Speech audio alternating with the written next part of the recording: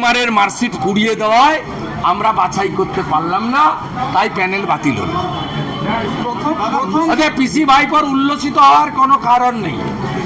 পিসি প্রাক্তন হবে আর ভাইপো জেলে যাবে।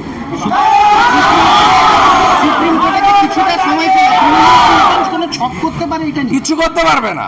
কোর্ট যা করেছে ঠিক করেছে, ন্যাচারাল জাস্টিস। সকলের কথা শোনা, সকলকে বলতে দেওয়া, এবং কোর্ট বলেছে আন্ডারটেকিং দিতে হবে। চাকরি গেলে 12% সুদসহ টাকা ফেরত দিতে হবে। আমরা তো এখানে মেদিনীপুরের লোক, পাশে উড়িয়া, আমাদের ঘরে উড়িয়া কথাও চলে।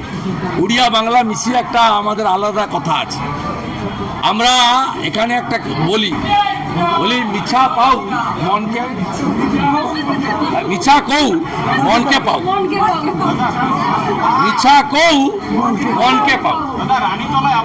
এর মানে হচ্ছে যে মিথ্যা কথা হোক যেন মনে ধরে। কারণ পিসিকে তো মিথ্যা কথা বলতে হবে, কারণ কালকে তৃতীয় দফা পর্যন্ত পিসি হেরে ভূত হয়ে গেছে। বাকি দফাগুলো তো মানে দফা রফা হয়ে যাবে।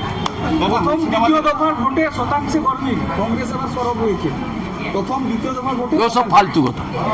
শিলিগুড়ির অনামিকা বলছেন যে বারবার শিক্ষকদের নিজেদের যোগ্যতার প্রমাণ দিতে হচ্ছে, এটা কার্যত শিক্ষক। এর জন্য দায়ী মমতা ব্যানার্জি। আমি অনামিকা দিদিমণিকে বলবো মমতা ব্যানার্জিকে প্রাক্তন করে দেন, এই বদনাম আর কোনোদিন শুনতে হবে না। আজকের দিনে বাংলা বাঙালি ভারতবর্ষের গর্ব হচ্ছে রবীন্দ্রনাথ। আমরা সকালটা শুরু করেছি তাকে প্রণাম বলছি।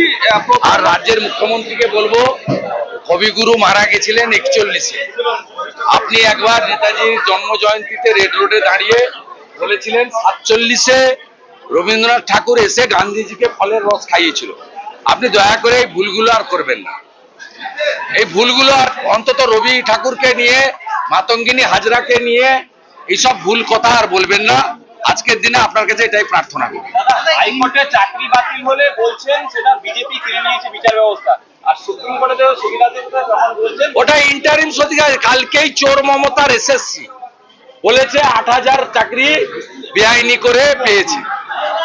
আমাদের চাকরি খাওয়া নেওয়ার সঙ্গে কোনো বিষয় নয়। আমাদের কাজ হচ্ছে 2022-এর 5ই মে মন্ত্রিসভার মিটিং করে চোরেদের চাকরি রেগুলারাইজ করার জন্য চোর মমতার নেতৃত্বে মন্ত্রিসভা অতিরিক্ত শূন্যপদ তৈরি করেছিল। আমরা চাই 22 সালের 5ই মে ক্যাবিনেটে যারা ছিল তারা জেলে যাক, তাদেরকে আমরা জেলে দেখতে চাই। সেটা হবে। মাপলার গেছে জেলে, এবারে হাওয়াই চটি যাবে জেলে। কটা দিন সময় পেল, একটু এসি ঘরে থাকুক আর হেলিকপ্টার করে ঘুরুক।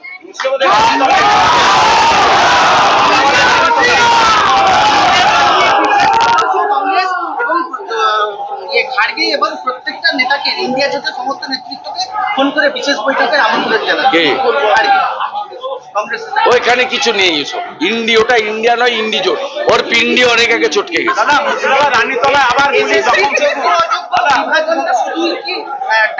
আরে ক্রেডিট গোজ টু প্রধানমন্ত্রীজি। প্রধানমন্ত্রীজি না বলেন বাংলার মাটিতে যে যোগ্যদের পাশে বিজেপি আছে, যোগ্যদের জন্য লিগ্যাল সেল তৈরি করবে স্টেট বিজেপি। তারপরে সন্ধ্যাবেলা এসএসসি বলে যোগ্য অযোগ্য আমরা বেছে দিতে পারবো। অথচ এই এসএসসি মানে মমতা ব্যানার্জির মনোনীত এসএসসি, তারা হাইকোর্টের হলফনামাতে যোগ্যদের তালিকা দেয়নি 8,000 অযোগ্যকে বাঁচানোর জন্য।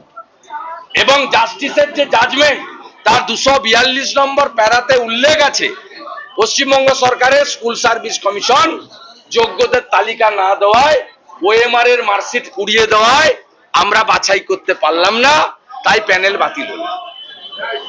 প্রথম পিসি ভাইপোর উল্লসিত হওয়ার কোনো কারণ নেই।